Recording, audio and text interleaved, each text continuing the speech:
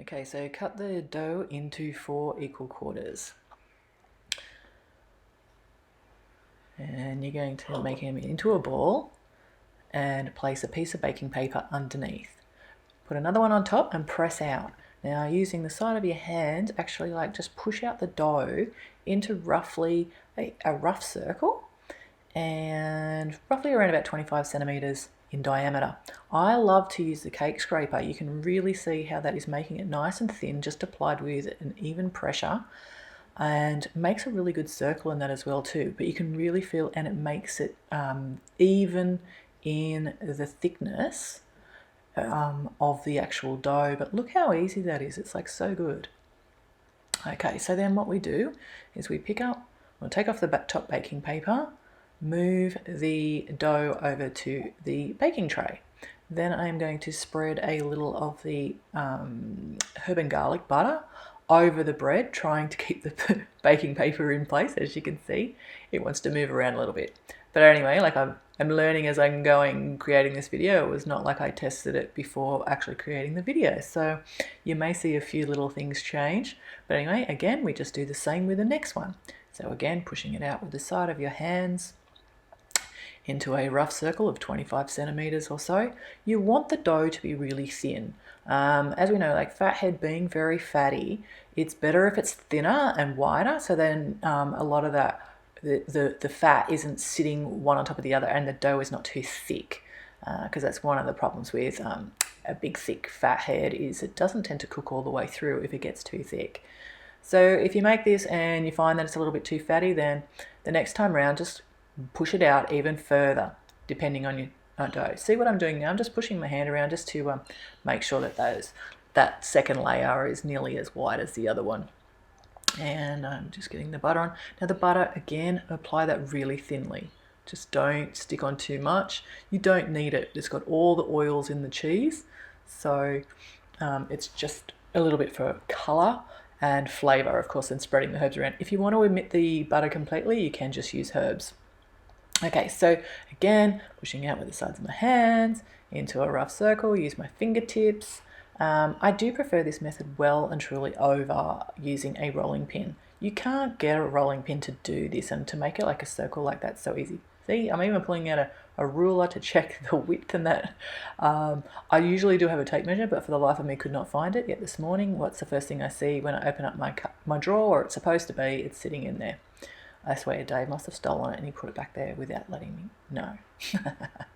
Anyway, on goes the other way. So see how I flip it over upside down and do it? So, and see how that one was a little bit smaller? So I just push it out. You can see that the Fathead is just like breaking up a little bit there, but you just press it in.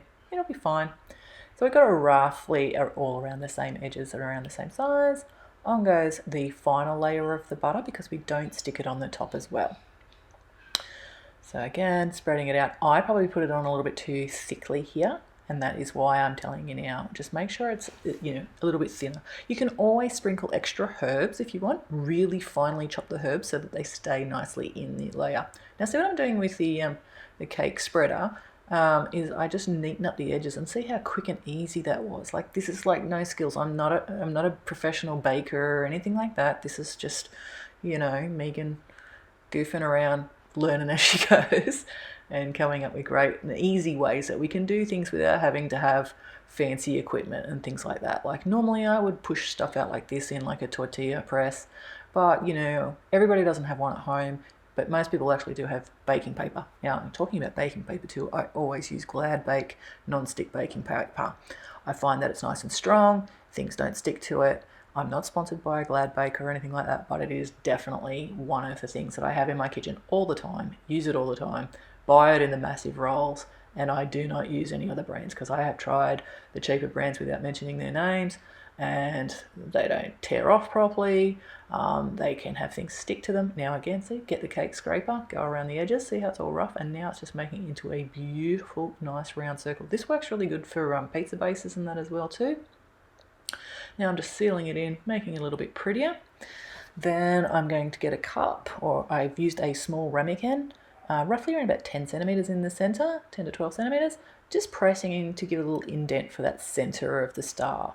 So now I've got a pizza wheel. I always use a pizza wheel, or you can use a pastry wheel.